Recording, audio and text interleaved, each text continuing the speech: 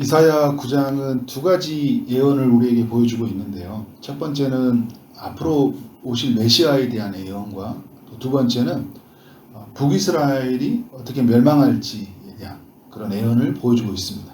1절부터 7절은 앞으로 오실 메시아에 대한 예언인데 4절부터 6절을 보면 앞으로 오실 메시아가 어떤 일을 행할지를 보여주고 있어요. 그 어깨에 채찍과 압제자의 막대기를 주께서 꺾으시되 미디안의 날과 같이 하셨습니다. 그러니까 하나님이 이 땅에 오셨을 때, 그러니까 하나님의 아들이 오셨을 때는 심판주로 오신다는 걸 말을 하고 있는 거죠. 그러니까 이사야를 보면 예수님이 많이 보여요. 모든 성경이 이제 다 예수님을 알려주는 책이지만 이사야, 구약에서 이사야 책은 예수님이 누구인지를 제가 어제도 나눴던 것처럼 점진적인 계시, 그러니까 예수님이 누구일까? 성경으로 보면 창세기 3장 15절에 보면 여인의 후손이 벼의 머리를 상할 것이다. 신명기에 보면 한 선지자를 일으킬 것이다 하면서 계속 이 땅에 메시아가 온다는 걸 알고 있죠. 근데 이사야서를 딱 들어오면 메시아가 이게 구체적으로 아주 선명하게 잘 드러나요.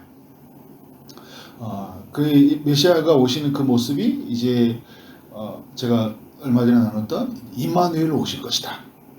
처녀가 잉태할 것이다. 이제 그런 표현을 이제 쓰고 있죠.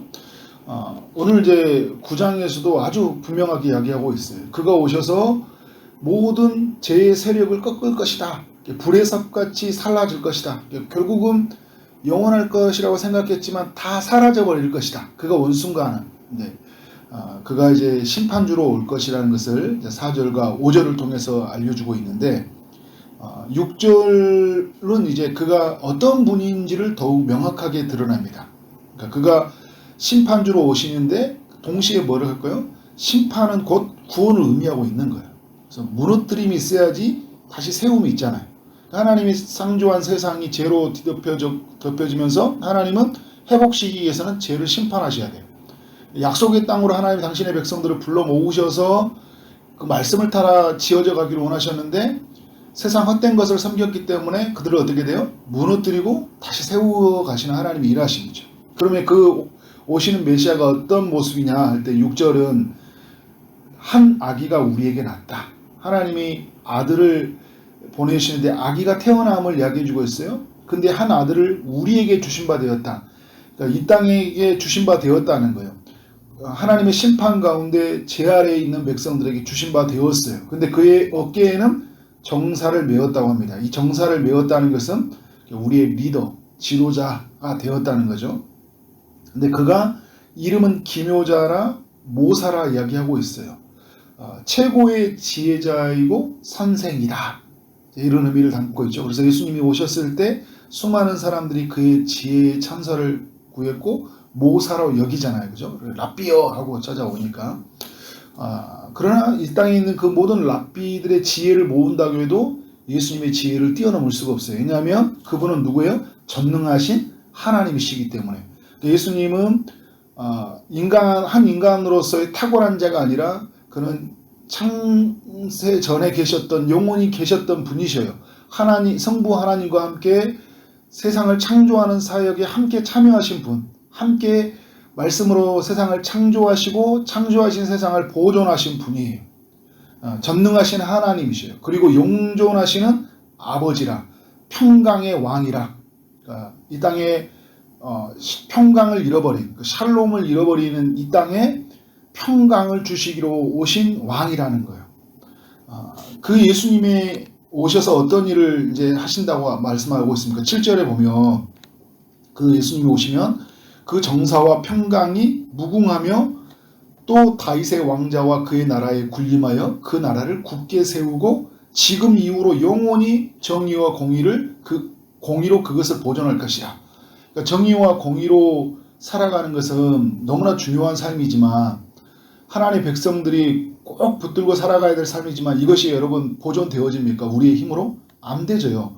오늘 우리는 이 불의한 세상 앞에서 하나님의 뜻으로 우리가 살아가려고 하지만 이 뜻이 정말 우리 가운데 펼쳐지기에는 우리가 너무 연약하잖아요. 그리고 이 세상의 힘은 너무 강해요. 그러나 누가 이것을 보존하신다는 거예요?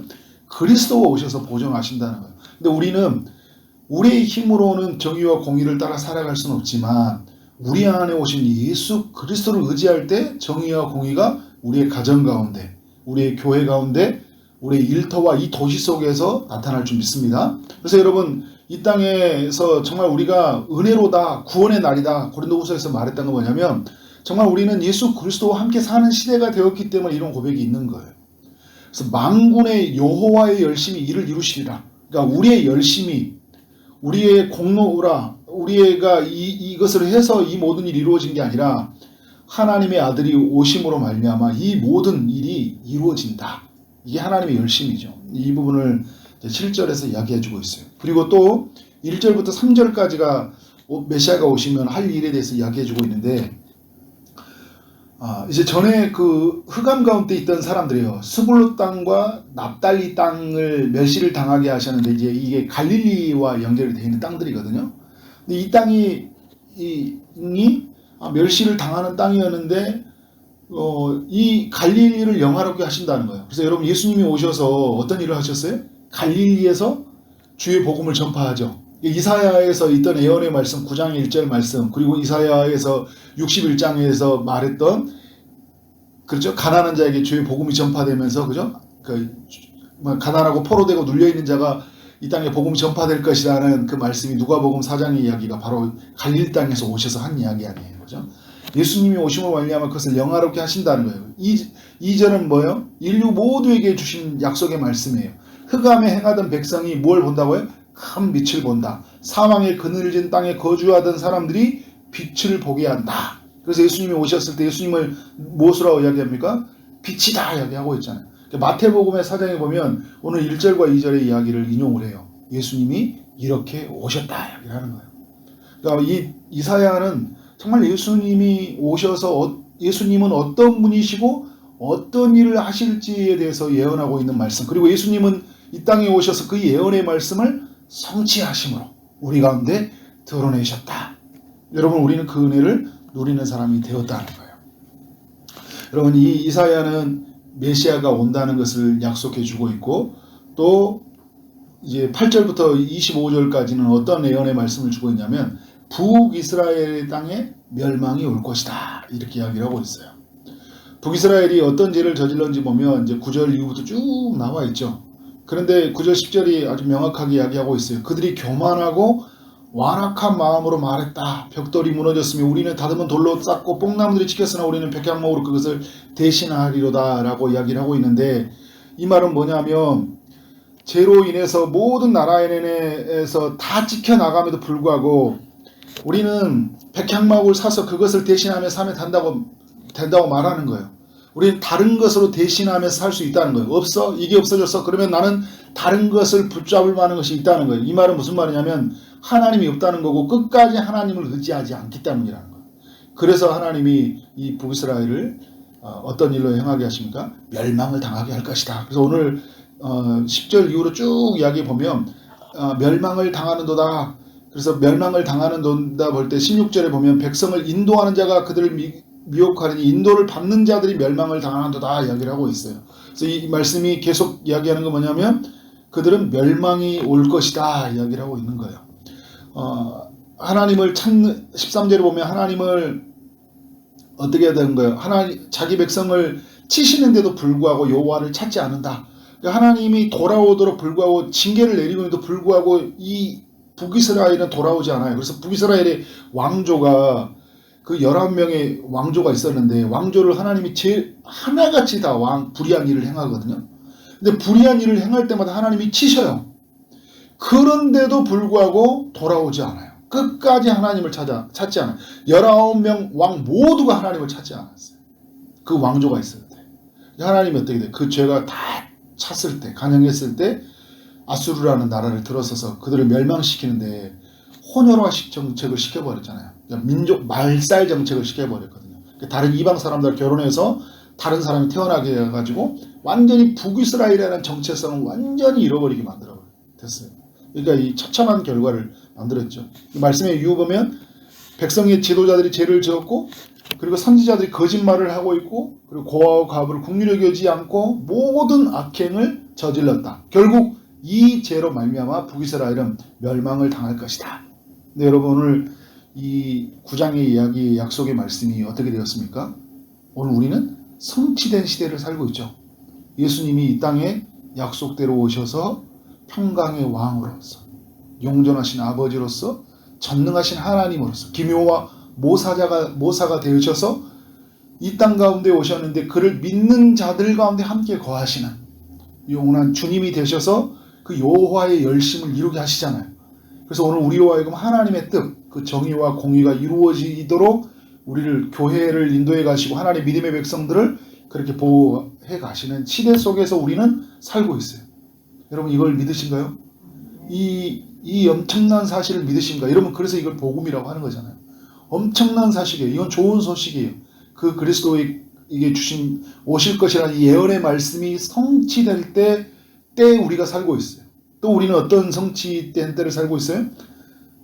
북이스라엘이 멸망된 것을 우리는 이미 오래전에 BC 722년 전에 예언되었던 이 성취되었던 말씀을 우리는 이미 오래전에 2700년 전에 성취됐다는 말씀을 우리는 가지고 살고 있죠.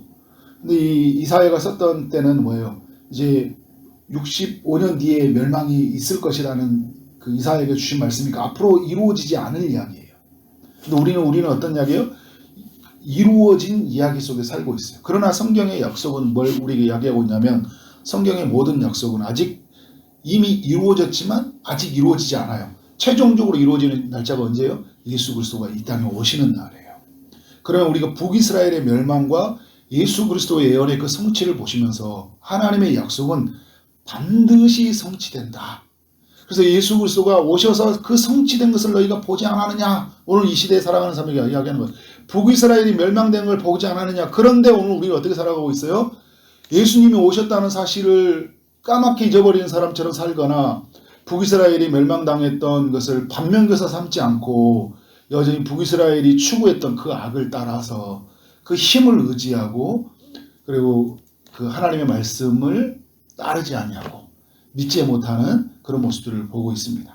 저는 우리 하나님의 백성들이 그 예수 그리스도 안에서 주시는 그 풍성한 은혜가 무엇인지 저는 이사야 말씀을 통해 더 예수님을 깊이 알아갔으면 좋겠고요. 무엇보다 예수님을 깊이 사랑했으면 좋겠어요. 그리고 우리 모두가 예수님과 함께 살아야 돼요.